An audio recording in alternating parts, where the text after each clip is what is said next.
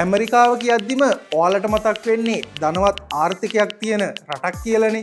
ඒ වගේම ඔයාලා දන්නවා ඇමරිකාව කියන්නේ යටින් ඉඳන් හොඳ ගේම් දෙන්න දක්ෂ රටක් කියලා. එහෙනම් ඇමරිකාව යටින් ගහන මෙන්න මේ ගේම් එක ගැනත් ඔයාලා දන්නවද කියලා බලන්නකෝ. අපි අද පොඩ්ඩක් බලමු ලෝකේ වැඩිපුරම බිට්කොයින් තියාගෙන ඉන්නේ කවුද කියලා. පස්වෙනියට ඉන්නේ බිට්කොයින් 2,13,000ක් තියාගෙන US ගවර්න්මන්ට් එක. මේ ලිස්ට් එකේ හතරවෙනියට ඉන්නවා බිට්කොයින් 2,26,000ක් තියාගෙන ඉන්න මයිකල් සේලගේ MicroStrategy සමාගම. ඊළඟට බිට්කොයින් 2,63,000ක් තියාගෙන ඉන්න Grayscale සමාගම. මේ ලිස්ට් එකේ දෙවෙනි තැන ගන්නේ ලෝකයේ ප්‍රසිද්ධ ක්‍රිප්ටෝ එක්ස්චේන්ජ් එකක් වෙන Coinbase එක්ස්චේන්ජ් එක. ඒ බිට්කොයින් 2,94,000ක් තියාගෙන. ඉතින් මේ ලිස්ට් එකේ පළවෙනි තැන ගන්නේ ලෝකයේ ප්‍රසිද්ධ ඇසෙට් මැනේජ්මන්ට් කම්පැනි එකක් වන BlackRock කම්පැනි එක.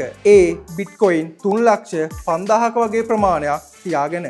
ඔයාලා දන්නවද මේ හැමෝම අයිති වෙන රට මොකක්ද කියලා? ඒ තමයි ඇමරිකාව. පේනව නේද හැම දෙයකම වගේ ඇඟිලි ගහන ඇමරිකාව ක්‍රිප්ටෝ වලටත් දැන් අත ගහලා තියෙන්නේ කියලා. ඒ වගේම මෙයාලට අමතරව ඇමරිකාවේ ෆිඩලිටි ඉන්වෙස්ට්මන්ට් Block.1 වගේ සමාගමුත් බිට්කොයින් ලක්ෂ ගණනින් තියාගෙන ඉන්නවා.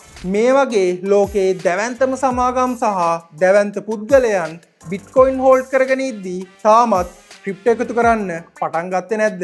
හැබැයි මෙයාලට අමතරව බිට්කොයින් මිලියන 1.1ක් තියාගෙන ඉන්න එක පුද්ගලයෙක් ඉන්නවා. ඔයාලා දන්නවද ඒ පුද්ගලයා කවුද කියලා? දන්නවනම් පහලින් කමෙන්ට් එකක් දාගෙන යන්න.